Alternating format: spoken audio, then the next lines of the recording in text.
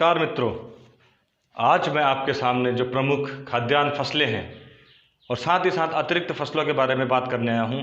संसार के किन क्षेत्रों में उनका उत्पादन होता है, क्या इनकी जलवायु दशा है। सबसे पहले मैं बात करता हूँ गेहूँ की। गेहूँ ग्रैमीनी कुल का पौधा है। ग्रैमीनी कुल से आप समझिए घास कुल का, जैसे दूबड़ा घास ही है वो, गेहूँ घास ही है, उसी कुल का एक पौधा है। गेहूँ भी, चावल भी, सब उसी कुल के पौधे हैं। सबसे पहले हम बात करते हैं गेहूं की। तो गेहूं के बारे में मैं आपको बता दूं, कुछ जानकारी ऐतिहासिक भी दे दूं कि गेहूं शीतोष्ण जलवायु का पौधा है। उसके लिए शीतोष्ण यानी कि शीत ठंडा मौसम चाहिए। भारत में भी ये ठंड के मौसम में ही बोया जाता है, बरसात के बाद। उसके बाद तकरीबन 10 से 15 डिग्री सेल्सियस इसको चाहिए बोने के लिए, और 50 से 70 सेंटीमीटर। हम गेहूं की बात कर रहे हैं। जब गेहूं सबसे पहले इसको चाहिए 10 से 15 डिग्री सेल्सियस तापमान बोने के लिए, 50 से 75 सेंटीमीटर की बरसात आवश्यक चाहिए। शीतोष्ण क्षेत्रों में मिलता है, इसका मतलब भूमध्य रेखा पर गेहूं का उत्पादन नहीं होता। आपने सिंधु घाटी सभ्यता का नाम सुना? अच्छा, आपको ही मैं समझाता हूं। सिंधु घाटी सभ्यता में सबसे पहले मनुष्य ने गेहूं और जौ बोई थी। क्यों? क्योंकि वो शीतोष्ण जलवायु में ही रहते थे। सिंधु नदी के किनारे हिमालयी क्षेत्रों में, वहां चावल का उत्पादन नहीं हो सकता था। चावल उष्ण कटिबंधीय क्षेत्रों का इलाका है। जब तक लोहे का आविष्कार नहीं हो जाता, मनुष्य की आबादी नीचे को नहीं आ जाती दक्कन की तरफ, तब तक चावल नहीं मिलता। इसलिए आप समझ जाइए कि शीतोष्ण जलवायु में ही गेहूं होता है। भारत में उत्तर प्रदेश में होता है सबसे ज्यादा, और उसके अतिरिक्त आप देखिए ये सर्दियों में ही पनपता है, तभी बड़ा होता है।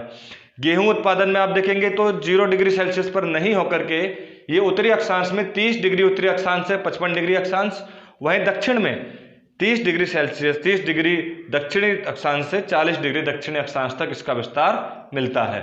हम प्रमुख क्षेत्रों की अगर बात करें तो गेहूं का सर्वाधिक उत्पादन चीन में होता है। चीन की ये हुआंगो नदी की घाटी, जो काला काला डॉट आप देख रहे हैं ना, ये जो आप काला काला डॉट देख रहे हैं, ये गेहूं के उत्पादन से संबंधित है, जिसमें नंबर 1 है चीन।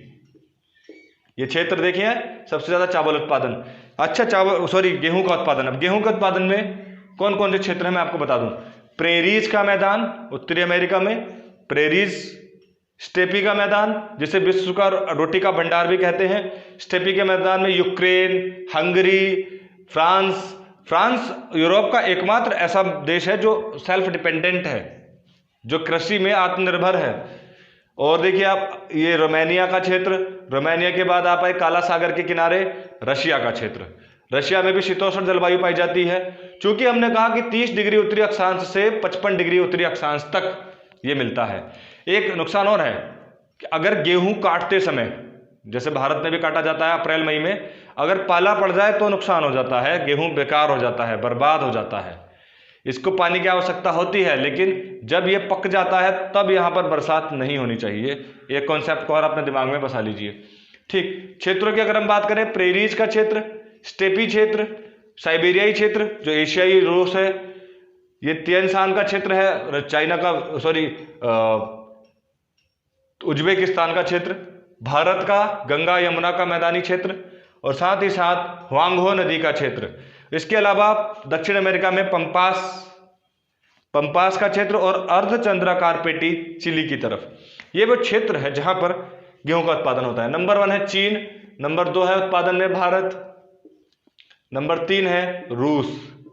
ये देखिए आप, रूस इन्हीं जलवायु में तो होता है ये। अच्छा, इनमें सबसे ज्यादा निर्यात देखिए, भारत जितना गेहूं लेता है वो खुद खा जाता है, उसकी आबादी बहुत ज्यादा है। चाइना में भी अच्छी खासी आबादी है। चाइना तो सबसे ज्यादा खाद्यान्न उत्पन्न करने के बावजूद आयात करता है जनसंख्या की वजह से। ऐसे में सबसे ज्यादा निर्यात रशिया करता है। रशिया के हमने बारे में बताया आपको, विस्तृत खेती वहां पर की जाती है, बड़े बड़े जोत होते हैं। आप पिछली वीडियो को देखिए, आपको समझ में आ जाएगा। तो रशिया में ये 3 देश टॉप उत्पादक है, जबकि रशिया सबसे ज्यादा निर्यात करता है। ये है, और शीतोष्ण जलवायु का पौधा है गेहूं। गेहूं के बाद हम बात करेंगे अब चावल की। दूसरी खाद्यान्न फसल है चावल। चावल की बात अगर मित्रों करें, संसार का सबसे ज्यादा क्षेत्र पर बोए जाने वाली फसल है चावल। ध्यान से सुनिए, संसार में सबसे ज्यादा क्षेत्र पर बोई जाने वाली फसल है चावल, और सबसे ज्यादा इस्तेमाल की जाने वाली फसल भी है चावल। सबसे ज़्यादा इस्तेमाल की जाने वाली फसल भी है चावल। ये भी ग्रेमिनी कुल का पौधा है, लेकिन ये शीतोष्ण जलवायु में ना होकर के उष्ण कटिबंधीय जलवायु में होता है, यानी कि भूमध्य रेखीय क्षेत्रों में। गेहूं में तापमान 10 से 15 डिग्री सेल्सियस चाहिए होता है, इसीलिए वो रबी की फसल है, सर्दियों में पनपती है। लेकिन चावल की दशा है, चावल को 20 डिग्री सेल्सियस से 27-25 डिग्री सेल्सियस लगभग आप इसको बो सकते हैं। 20 डिग्री सेल्सियस से 25 डिग्री सेल्सियस के बीच में चावल पनप जाता है, परंतु इसमें वर्षा का स्तर अच्छा होना चाहिए। पहले चावल को बोने से पहले वो पूरा पानी में डुबाया जाता है अत्यधिक, करीब 100 से 150 सेंटीमीटर वर्षा की आवश्यकता होती है। जहाँ नहीं होती है वहाँ सिंचाई की जाती है। चावल के लिए उपयुक्त दशा यही है, 100 से 150, और ये दोमट मिट्टी और कछारी मिट्टी में चावल होता है। भारत के क्षेत्रों में भी चावल अत्यधिक होता है।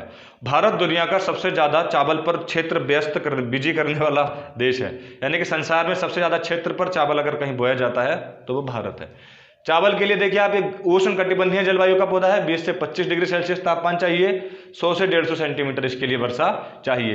तात्पर्य यह है कि इसका अत्यधिक उत्पादन इंडोनेशिया, मलेशिया, सवाना इन क्षेत्रों में होगा। अब चूंकि सवाना अफ्रीका में जंगली क्षेत्र है, वर्षा वन है, वहां पर कृषि के लिए उतनी उपयुक्त दशाएं निर्मित नहीं की गई हैं, जिस वजह से इसका अत्यधिक उत्पादन अगर आप देखें तो ऊपर ये हुआंगहो नदी पर गेहूं का उत्पादन, और उसके नीचे यांग टीसी क्यांग जो एशिया की सबसे बड़ी नदी है, उसके किनारे पर चाइना में चावल का उत्पादन होता है। ध्यान से देखिए आप, मानचित्र में भी चावल का सर्वाधिक उत्पादन इस क्षेत्र में होता है, चाइना के यांग टीसी क्यांग। ठीक, उसके बाद दूसरे नंबर पर चावल का सर्वाधिक उत्पादन होता है भारत के क्षेत्रों में। पश्चिमी बंगाल भारत में सबसे ज़्यादा चावल का उत्पादन करता है, तटीय क्षेत्रों में जहाँ पर बरसात भी अच्छी खासी हो जाती है, चावल का उत्पादन। और तीसरे नंबर पर सबसे ज़्यादा उत्पादन होता है इंडोनेशिया में।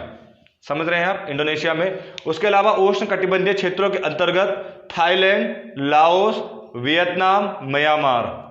Thailand, Laos, Vietnam, Myanmar ASEAN के जो प्रमुख देश हैं वो चावल का बहुत अत्यधिक उत्पादन करते हैं। आसियान में कुल 10 देश हैं, अगर आप रिकॉर्ड देखेंगे तो चावल के उत्पादन में भी टॉप पर है। चावल के उत्पादन में हम देखते हैं टॉप पर कौन है, टॉप पर है चाइना, दूसरे पर है इंडिया, तीसरे पर है इंडोनेशिया। चलिए यहां पर चौथा देश भी हम जोड़ देते हैं, थाईलैंड। ज्यादातर देश देखिए भूमध्य रेखीय हैं। चाइना और भारत में उपयुक्त दशाएं पाई जाती हैं, भूमध्य रेखीय तापमान यहां पर मिल जाता है, जिस वजह से इन क्षेत्रों में भी चावल का उत्पादन अत्यधिक होता है। दशाएं मिल जाती हैं। अब चाइना तो दशा बना लेता है, आपको भी पता है, वो चावल घर में बैठ के बना लेता है, फिर भी वहां पर क्षेत्र है चावल के उत्पादन का, जिस वजह से वो टॉप पर है। थाईलैंड देखिए, सबसे ज्यादा अगर मैं निर्यात की बात करूं तो सबसे ज्यादा निर्यात इंडिया करता है चावल का, तकरीबन 123 लाख टन भारत चावल निर्यात करता है, जिसमें गैर बासमती और बासमती 2 प्रकार की किस्म दी जाती है। उच्च कोटि का बासमती किस्म भारत यूरोप और अमेरिका को देता है, बेस्ट क्वालिटी, और जो गैर गुजरी है, गैर बासमती, वो भारत अफ्रीकन देशों को देता है। 80 लाख टन उनको और 40 लाख टन बासमती को भारत निर्यात करता है। आप समझ गए होंगे फिर। अब देखिए, लेकिन इंडोनेशिया मैंने इसलिए भी, थाईलैंड मैंने इसलिए भी लिखा, 2011-12 से पहले सबसे ज़्यादा निर्यात थाईलैंड करता था। देखिए उत्पादन कितना भी हो, परंतु अगर आपकी जनसंख्या इतनी है कि वो उसका उपभोग कर सकती है तो आप उसको निर्यात नहीं कर सकते। वही स्थिति चावल के साथ भी थी। परंतु फिलहाल भारत में चावल का इतना अत्यधिक उत्पादन होता है कि भारत अपना पेट भरने के बाद भी, अगर मैं एवरेज निकालूं, मेरे एक पिछले वीडियोज में मैंने आपको दिखा रखा है, तो भारत उसके बावजूद भी सबसे ज़्यादा निर्यात करने की स्थिति में है। ये है चावल के क्षेत्र। अब हम बात करते हैं अनाजों के अंतर्गत ही बाजरे की। ठीक, बाजरा एक और विकल्प है, मोटे अनाजों में गिना जाता है। मैं इसको हटा देता हूं। हालांकि चावल में 1-2 बातें और थी। एक हरित शैवाल से, नीला हरित शैवाल से हम एक बैक्टीरिया लेकर आते हैं, जिससे इसमें नाइट्रोजन की आपूर्ति की जाती है, जिस वजह से ये अत्यधिक उत्पादित कर सकता है। हाँ, तीसरा है बाजरा। बाजरा मोटे अनाज के तौर पर इस्तेमाल होता है। बाजरे के लिए भी अत्यधिक उष्ण कटिबंधीय जलवायु चाहिए। बाजरे का सर्वाधिक उत्पादन होता है नाइजीरिया में। देखिए आप, नाइजीरिया में बाजरे का, बाजरा यहाँ पर लिख देता हूं मैं, बाजरा, आप नोट करते जाइए, नोट कर रहे हैं तो, नाइजीरिया।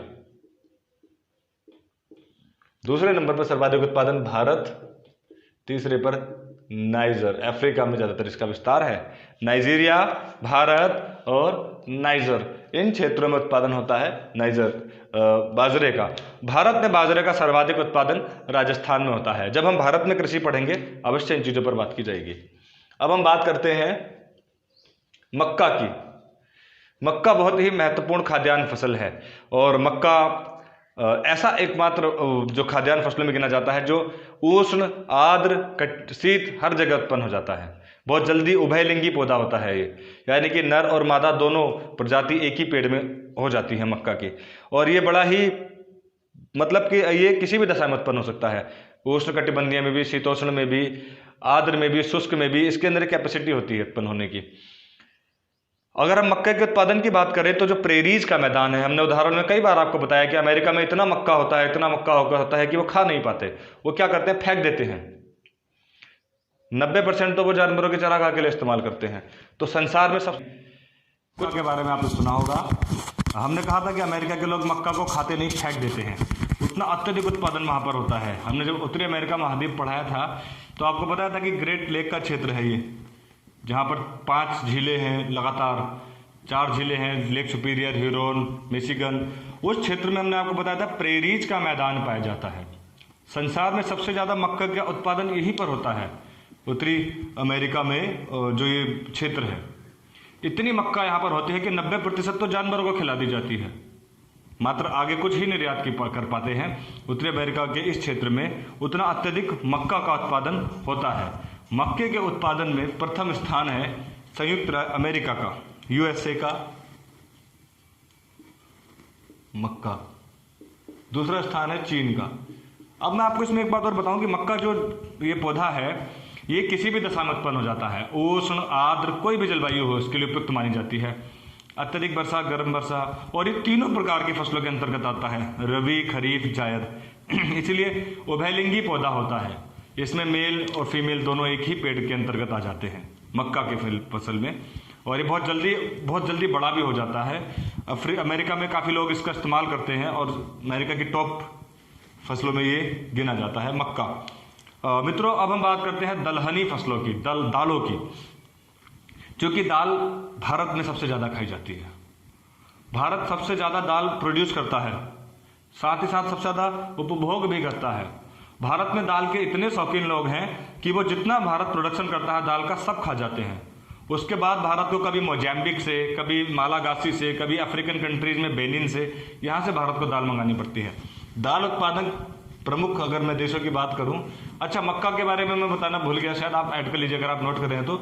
मक्के में कार्बोहाइड्रेट की मात्रा 79% पाई जाती है, 79% कार्बोहाइड्रेट। 5% मक्के में प्रोटीन पाया जाता है।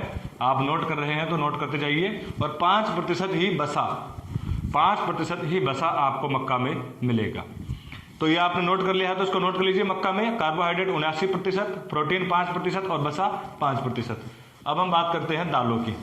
दालों की एक खासियत होती है कि दालों का हमने अब कृषि के बारे में भी आपको पढ़ाया था, नाइट्रोजन स्थिरीकरण में इस्तेमाल होता है। एक चक्रीय फसल के बारे में हमने बात की थी कि एक फसल बोएंगे तो आप मृदा की उर्वरकता बनाने के लिए कोई ऐसी फसल उसके साथ जरूर बोएंगे जिससे नाइट्रोजन स्थिरीकरण हो जाए। तो दालों की जड़ों में राइजोबियम नाम का बैक्टीरिया होता है जो एमोनिया में कन्वर्ट करता है नाइट्रोजन को। कुल मिलाकर वो नाइट्रोजन स्थिरीकरण का कार्य करता है। इसलिए फसलों की उर्वरकता बढ़ाने के लिए आपको दालें बोना आवश्यक भी है। और भारत में दालों का बहुत ज़्यादा उपभोग होता है। भारत दुनिया का सबसे ज़्यादा दालों का उत्पादन करने वाला राष्ट्र है। परंतु एक बात यह भी सत्य है कि भारत में सर्वाधिक दाल के उपभोग भी होता है।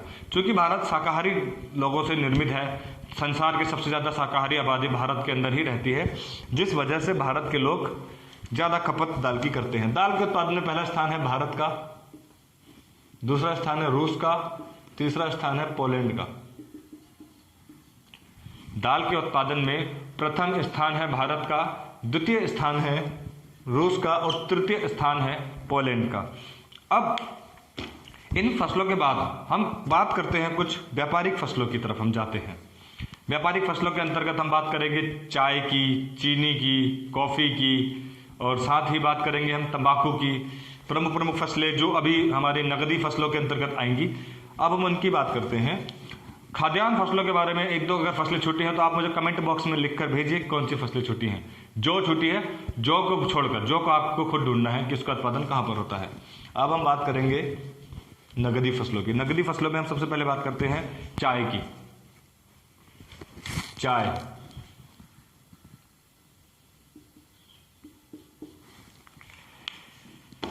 तो चलिए आज हम बात करते हैं चाय की। अगर हम बात करें चाय की, तो चाय का सर्वाधिक उत्पादन कहाँ होता है? चीन। सर्वाधिक उत्पादन चीन में होता है। चाय के लिए क्या दशा चाहिए? चाय के लिए तापमान 25 से 27 डिग्री सेल्सियस होना चाहिए। अत्यधिक तापमान की आवश्यकता होती है। चाय में क्या होता है कि चाय ज़्यादातर ढलाने वाले क्षेत्र में होती है। ये भारत में असम, मेघालय, मणिपुर, क्योंकि संसार का सर्वाधिक वर्षा वाला क्षेत्र मासिनराम है, उन क्षेत्रों में चाय के लिए अनुकूल जलवायु मिल जाती है। तापमान भी अत्यधिक रहता है, वर्षा भी अच्छी होती है, जिस कारण बस चाय बहुत ज़्यादा भारत में होती है। और चाय के दीवानों की तो आप बात मत करिए। भारत में सेम दालों वाली कहानी।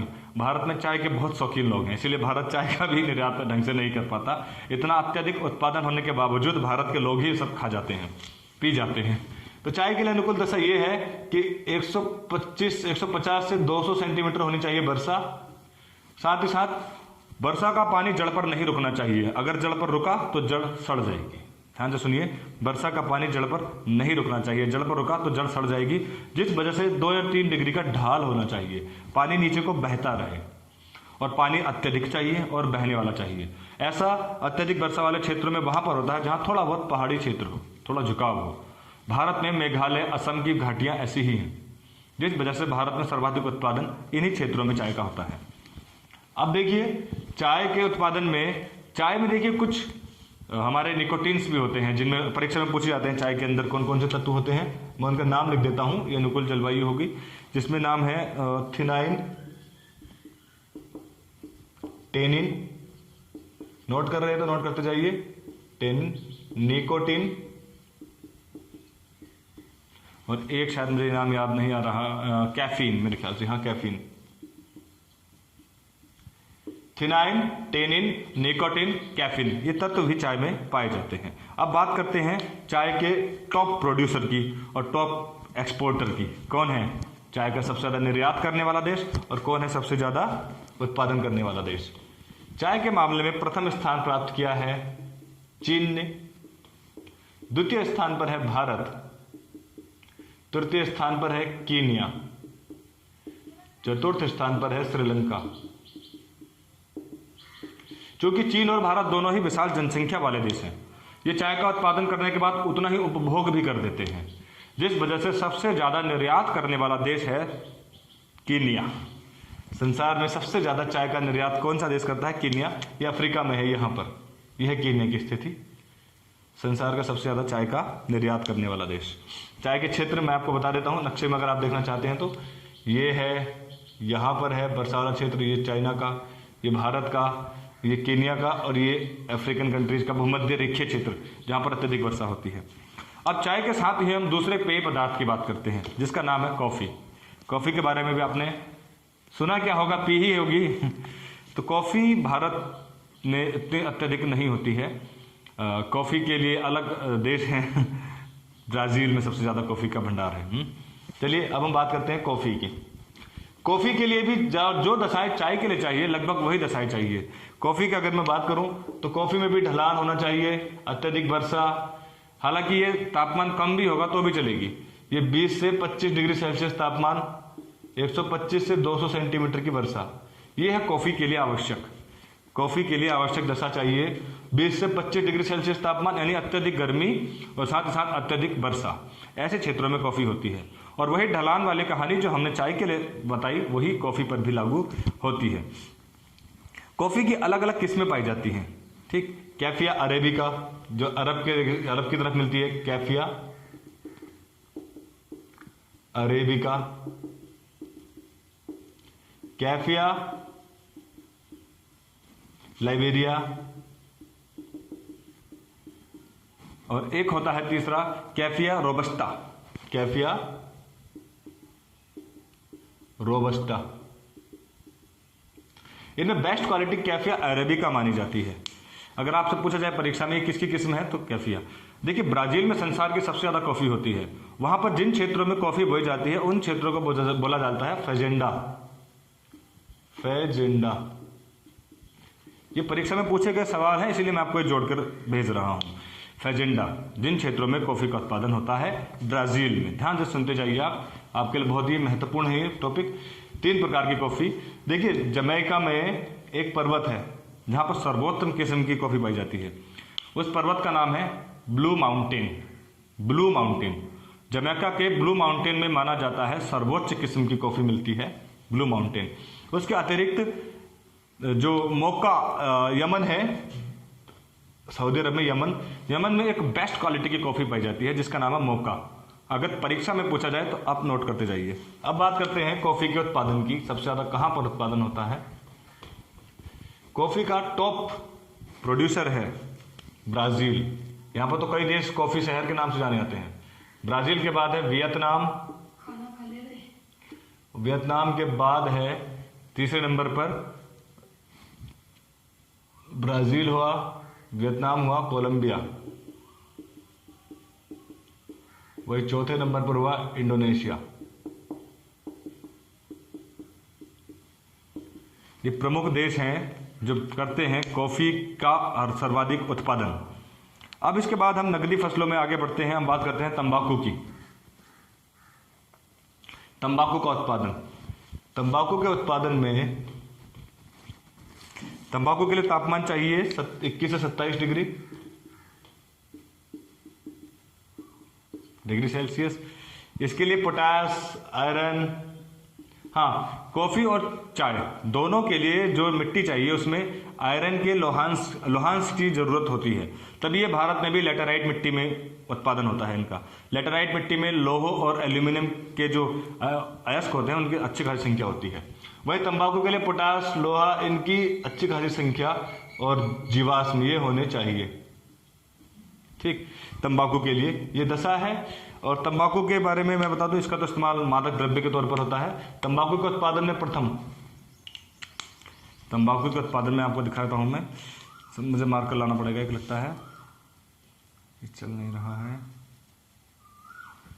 तंबाकू के उत्पादन में पहला स्थान है चीन, द्वितीय स्थान है ब्राज़ील, तृतीय स्थान है भारत। तंबाकू के टॉप 3 जो देश हैं उनमें है चीन, ब्राज़ील, भारत। अब बात करते हैं अगली फसल की जो अत्यंत महत्वपूर्ण है, कपास। हम बात करते हैं कपास की। कपास का जन्मदाता माना जाता है भारत को। भारत को कपास का जन्मदाता माना जाता है। माना जाता है कि जो हिंदू सिंडस शब्द जिसका पुराना नाम था, सिंडस के नाम पर ही हमारी प्राचीन सभ्यता का नाम भी पड़ा, सिंधु घाटी सभ्यता। तो कपास हमारे लिए अत्यंत महत्वपूर्ण है। हालांकि भारत में सर्वाधिक उत्पादन नहीं होता इसका। कपास का सर्वाधिक उत्पादन चीन में ही होता है, परंतु फिर भी कपास से सूती कपड़े बनते हैं। मैनचेस्टर, जो कपास भारत की ऐसा एक कृषि संसाधन है जिसके लालच में अंग्रेजों ने भारत पर शासन किया।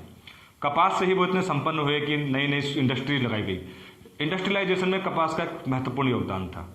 कपास 3 प्रकार की पाई जाती है। एक जिसके रेशे 5 सेंटीमीटर से बड़े होते हैं, 5 सेंटीमीटर से बड़े रेशे होते हैं, वो एक्चुअल में यहाँ पर नहीं होती है। ऐसी इस तरह की कपास जो लंबी रेशों वाली होती है वो यूएसए, वेस्ट इंडीज की तरफ होती है। लंबे रेशों वाली कपास जो होती है वो, लगता है मैं गलत मार्कर इस्तेमाल कर रहा हूँ, यूएसए यहाँ पर और वेस्ट इंडीज के क्षेत्रों में 5 सेंटीमीटर से अधिक लंबी कपास। जबकि जो दूसरी तरह की कपास होती है मध्यम, वो 3.5 सेंटीमीटर तक की रेंज में होती है, जो नील नदी के मुहाने पर मिलती है, जिसको हम बोलते हैं मिस्री कपास। मिस्री कपास जो यहाँ पर मिलती है 3.5 सेंटीमीटर की। और जो तीसरी किस्म की कपास होती है जो सबसे छोटी होती है उसको बोलते हैं लघु कपास। वो भारत के क्षेत्रों में मिलती है। भारत, ब्राज़ील, चाइना, इन क्षेत्रों में मिलती है छोटी कपास। भारत के गुजरात, देखिए इसके लिए कौन सी जलवायु चाहिए? काली मिट्टी में सर्वाधिक कपास होती है, आपने सुना होगा, महाराष्ट्र और गुजरात में। तो जो हमारे कपास के प्रमुख उत्पादन है, कपास के प्रमुख उत्पादन जो देश हैं, कपास सबसे ज़्यादा चीन में होती है, फिर भारत में, फिर यूएसए में। कपास चीन, भारत, यूएसए, 3 देशों में होती है कपास की सबसे ज़्यादा उत्पादकता। अब हम बात करते हैं गन्ने की। एक और महत्वपूर्ण फसल गन्ना। गन्ने के लिए भी देखिए उपयुक्त जलवायु क्या चाहिए। गन्ना भी उष्णकटिबंधीय जलवायु का पौधा है। गन्ना उष्णकटिबंधीय है जिसके लिए तापमान